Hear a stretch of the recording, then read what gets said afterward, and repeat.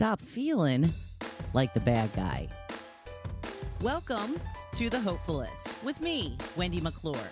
A hopefulist is the woman who takes control of her life to feel vibrant, alive, and passionate. I help uncover the limiting beliefs that have held women back for so long so you can step into your true, authentic self and live the life that is truly meant for you. Because you matter. Thank you for joining me today. I appreciate you. And I want to celebrate you and congratulate you for being here. There are so many mixed messages that we have gotten as Gen Xers that we can't figure out what is right from wrong. And the fact that you are here trying to delve into these mixed messages and limiting beliefs shows that you are ready for change. You are ready to feel better. You are ready to live better, and you are ready to do better. And that is a step that so many people don't take. So, kudos to you. Keep up the great work, and I thank you for being here. Starting out with the quote of the day, a really simple one today. We really can do anything we set our minds to, including things we've fake set our minds to in the past. So what does that mean? What have we fake set our minds to in the past? All of those things that we've told ourselves we couldn't do. All of those things that have been stopping us. The limiting beliefs that we have that are hinging our progress, that are making us feel not good enough, feel like we can't do it. We can do it, and we will do it, because we can do anything we set our minds to. And once we make that decision, and it is a decision, we can go forward and tear down all of the limiting beliefs that have been holding us back. There is so much that has been going on in my subconscious mind for so many years that has made me feel a certain way, made me feel and act a certain way, and things that I've not ever put together. My husband and I went to Philadelphia yesterday. We went to the Franklin Institute to see the 100th anniversary of Disney. It's an exhibition, and I got to tell you, I am just so blown away by Walt Disney. I mean, he just was such an innovator. He not only did things his own way, but he created things that had never been done before. And then once he did that, he just continued to improve upon it. Now, I had thought to do some research about this, and I haven't gotten to it yet. But part of the exhibit that I was looking at was talking about how he started infusing music into the background of movies rather than the old musical where characters would just break out in song. I don't know if he was the first to do this, but the way that it was being explained was that, this was an effort to get music into movies without the characters actually breaking into song, so that he would, the background music. He was one of the first, if not the first, to introduce background music in movies and scenes. And as we all know, that has so much to do with the feeling and the emotion that you have while watching that particular scene. Just as we were walking around, they were playing some music, and they were playing some of the music from The Lion King. And I just started hitting my husband. I'm like, it's The Lion King, it's The Lion King. Because if you don't know, The Lion King is one of my all-time favorites. Love The Lion King. So we took a bunch of pictures, and I will be posting them on my Instagram. So if you're not following me on Instagram, it's at _Hopefulist. And I will be posting some of those pictures to my stories. Check them out if you get a chance, because some really, really cool stuff. If you would like to go, I think that it's going on for a while longer. Go to the Franklin Institute, check it out. So on our way home, we decided to stop at Shake Shack because we don't get to partake in Shake Shack very often because there's not really one around us. So we went, and we went no holds barred. We got 2 burgers, we shared a fry, we each got a shake, and it came out to $39. It's a lot of money for fast food. I don't mind paying it. It's once in a while, but my husband was paying, and the woman who was at the register had a mask on, so he couldn't really understand what she was saying. So what she was saying is it's going to ask you if you want to leave a tip. And then you're going to have to put in a tip amount and then get to the next screen to finish your purchase. And he just couldn't grasp that. So finally, I just kind of leaned over and I looked and I hit no tip. And then, we paid, we got our number, we went to the table. And I had said to my husband, I said, it really annoys me that they put the option to tip there because it's like asking for a tip. I wouldn't tip if I were at McDonald's or any other fast food type of restaurant. Not to mention the fact that we just paid $39 for the food. And I said to him, why do they set me up to make me feel bad for not leaving a tip? And I am a tremendous tipper. When I go out to eat, I almost always over tip my waitress. I have often said in the past, and I'm not really joking when I say that this is part of my form of charity. As a former server for many, many years, I know what it's like to have to work with the public. And it's not usually a good experience. I've known for a long, long time how difficult the public can be. And I know how much a really good tip can totally make your day. So I typically over-tip. And when somebody is really special, I really reward them. So I am not cheap when it comes to tipping. But I do not believe in tipping for fast food. I do not believe in tipping for takeout. I'm not going to leave a tip when I'm picking up a pizza. I'm not going to leave a tip when I'm picking up Chinese food. This is what it is. It's takeout. And I think that the whole tipping thing has gotten way out of hand, but that is a subject for another day. So, my point is, why do I automatically feel bad for hitting the no tip option? Why do I get upset that they're putting me in a position to have to say no, which then leads me to feel bad, to lead me to feel like I'm doing something wrong, like I'm hurting somebody by not leaving a tip. Now, this is a whole lot of subconscious crap going on about a whole leave no tip button, right? But this is what happens to me when I am put in a position to be made to feel like I'm a bad person. So, as we're sitting down and we're waiting for our food, and I said and I'm having this conversation with my husband, it occurs to me, a conversation I had a few days ago about, with a friend of mine about whether people like me or not. I'm getting into this pickleball tournament.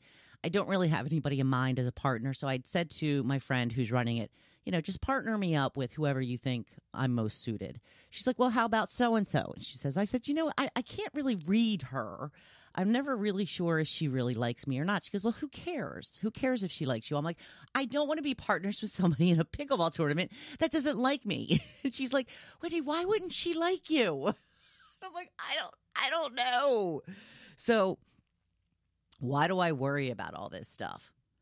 Well, for me personally, I think the main reason is the relationship I had with my mother. The relationship that I had with my mother was very volatile. She often made me feel like I was not good enough. I wasn't the type of daughter that she wanted, which, in turn made me feel like a bad person. And I didn't really put all of this together until after she had passed. And it's been about 4 years now since she's passed. So it's taken a lot of work and a lot of inner digging to figure all of this stuff out. So now that I've had the awakening as to why I feel this way, I often see these situations as just black or white. I'm either the good person who leaves a tip or I'm the bad person who doesn't leave a tip. And what I want to be is the person who doesn't give a crap about whether I'm a good or bad person for leaving or not leaving a tip. Like I said, I am a very good tipper in instances where I think it is warranted. And the fact that I don't think that I should have to pay a tip in a fast food restaurant for a meal that I just paid $39 for makes me a bad person. But yet I still felt bad. So what do we do with this kind of stuff? Where do we go from here? I had that realization, like I said. I thought of my friend who I just had the conversation with about pickleball, and I thought of what she would have said in this situation. And she would have said, I don't care if they think I'm a bad person. That's on them. I don't care. I am sure I am not the only one who doesn't leave a tip in that situation. And I'm obviously still feel bad because I'm still sitting here trying to justify it to you and to myself. But my friend truly would not have cared. She would have said, I don't care if they think I'm a bad person for not leaving a tip. And she would have gone on with her day. So here's what it is. You could feel bad about this for a moment or for a month. It's completely up to you. These situations are not as black and white as we think they are. I'm not a bad person because I didn't leave a tip at the fast food restaurant. I do leave tips. See, I'm still doing it. I'm still trying to justify myself. I'm not a bad person for not leaving a tip at a fast food restaurant. I'm just going to say it. I don't tip at Starbucks either. You know why? Because I just paid over $5 for that cup of coffee. If you are charging me those kinds of prices, you can afford to pay your employees. That's just the way I feel about it. So that doesn't make me a bad person. Does it still make me feel like I should be feeling like a bad person? Yes. But it's something that I'm working on. And it's something that I hope that you're working on as well. So how do we get over these feelings, get beyond these feelings, work with these feelings? Well, first figure out where it comes from. Where does this feeling of being the bad guy come from? As I mentioned, I believe most of it comes from the relationship that I had with my mother. My mother always made me feel like I wasn't good enough. And that has just made me into this black and white, or black or white mentality. I'm either good or I'm bad. There is no in between. And that's just not how life works. It just isn't. It's not only just the relationship with my mother, but I think it's being part of Gen X. We're very cynical. We were not encouraged to think about our thoughts, to be emotional, to put what is happening in our life into how we feel about ourselves and situations that we encounter, we weren't encouraged to examine our feelings in any way. So when these things start to come into being, it's hard for us to express it because we've never been encouraged to do that.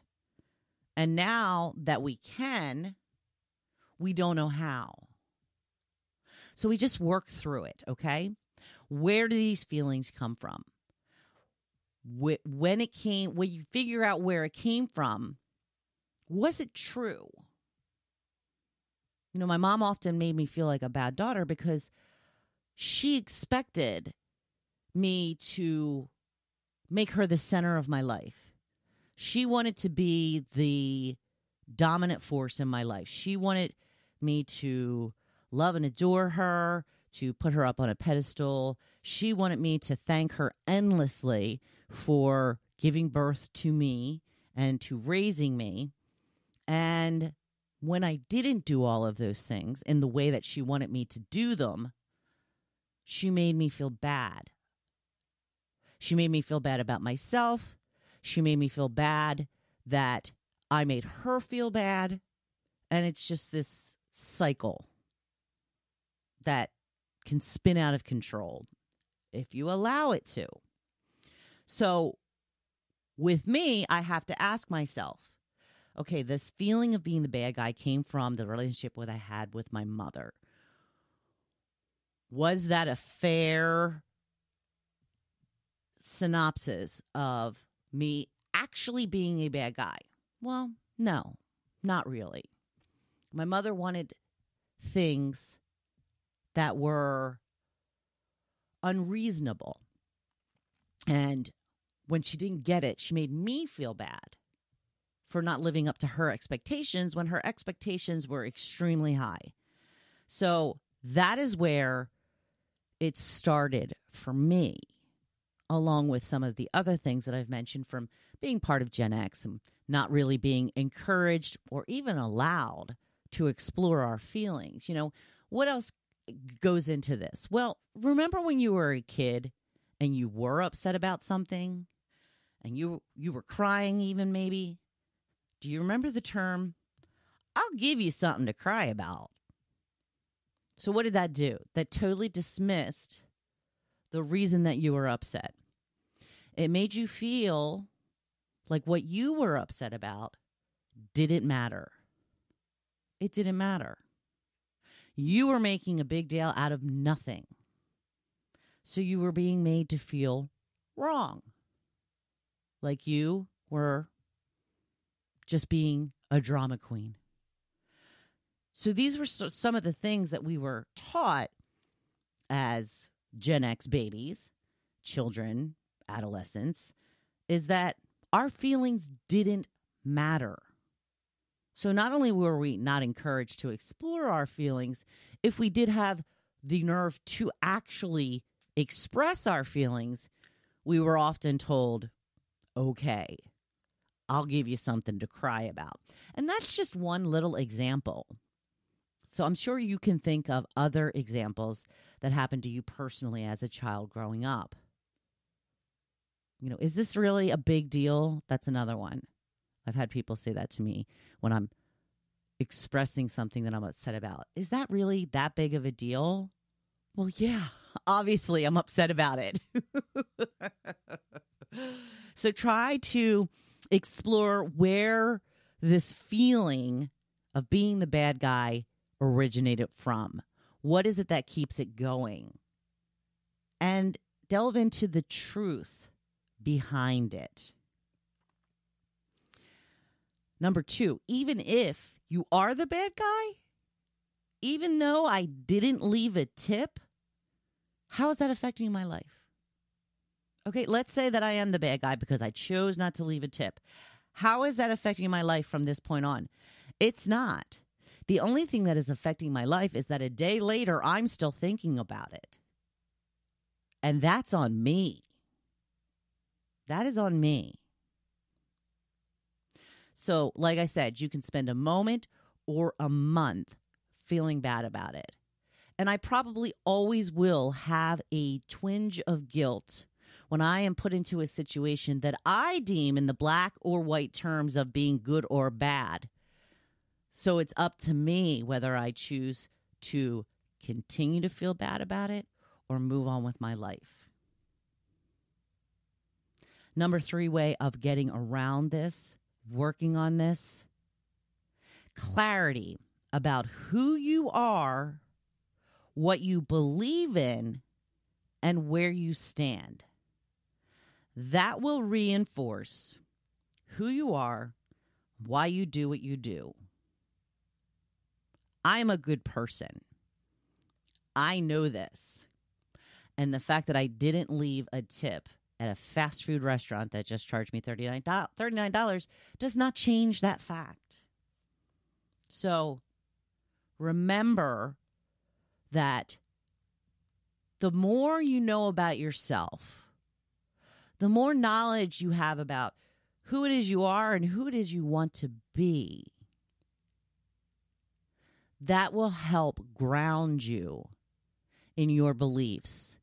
And it will be harder for a simple situation like leaving a tip to sway you from your opinion of yourself. Again, this is clarity about who you are, the things that you believe in, and what you stand for. When you know yourself so well, there is not a simple situation like this that is going to sway you into feeling and thinking that you are something that you are not. It's the people that are insecure in themselves that are easily swayed one way or the other. You can easily be swayed when you're insecure to feeling like a bad guy. You can also, on the flip side, be easily swayed into thinking that you're a hero for doing something that could be very simple. When you are insecure, you let other people dictate how you feel. And that's what we want to get away from. We want you to be so sure of yourself that you know who you are, you know what you believe in, and what you stand for. Unapologetically. We want you to know yourself and be yourself unapologetically. And that way you will not be swayed with tiny little situations that can sway you to one side or the other. Because you don't know. You just don't know about yourself whether you're a good guy or a bad guy. But when you do know yourself, and you know what you believe in, and you know what you stand for, and you know the type of person that you want to be, that will override everything. Because I am more myself now than I have ever been in my entire life. And I am at a place right now where I have some struggles with relationships. I have lost friends recently, and I've had struggles with loved ones. And I have questioned myself whether it is worth it to go through what I'm going through to be the person that I truly am. Because that's what I'm doing now. I'm becoming the true, authentic version of myself. And if people don't like that, then I'm not going to hide who I am or change who I am to satisfy them. I'm going to be who I want to be, who I believe I should be, and I am not going to apologize for that. This is the clarity that I am talking about. And this is all a work in progress, as you can tell. But you have to start. You have to start with awareness about what situations make you feel bad, where that feeling originated from? Why do you feel bad about this situation? What has happened in the past that leads you to feeling bad now? And even if you can give some sort of, what's the word I'm looking for? Some sort of, yes, maybe I am the bad guy. Yes, maybe I did the wrong thing. What now? How do we move on from there? How do we go about the rest of our lives? We put it behind us. If it's something that we feel we should have done differently, do better in the future. You can feel bad for a moment or a month. I kind of like that. That's why I've said it like 3 times now. You can feel bad for a moment or a month. It is completely up to you. So, in review, the 3 points again.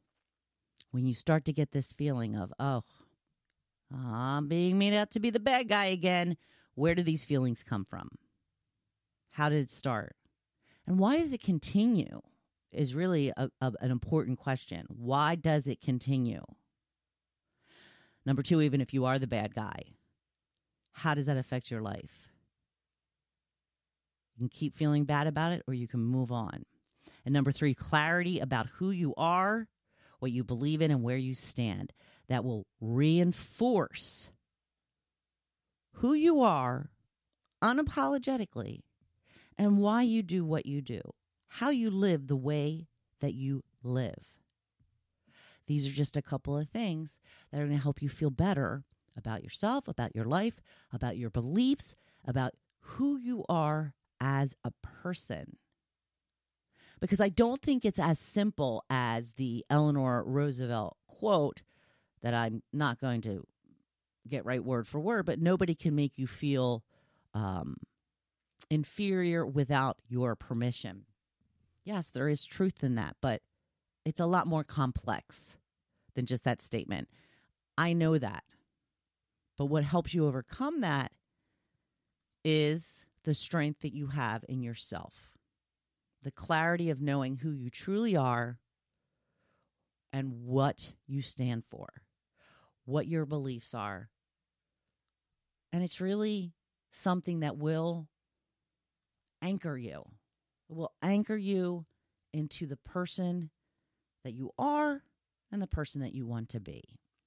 So, I hope that this was helpful. I want to thank you again for being here, congratulate you for being here, celebrate you for being here. And if you found this episode to be helpful or to resonate with you in any way, please share it with your friends. If you're not already following me on social media, please look out for me. I'm on Facebook, Instagram, TikTok, The Hopefulist. You can find me there or under Wendy McClure. So I want you to have a fantastic week. I want you to go out there and be badass. And always remember, I am always here cheering you on. Thank you for listening to The Hopefulist. Please visit my website at hopefulist.com. And always remember, you matter.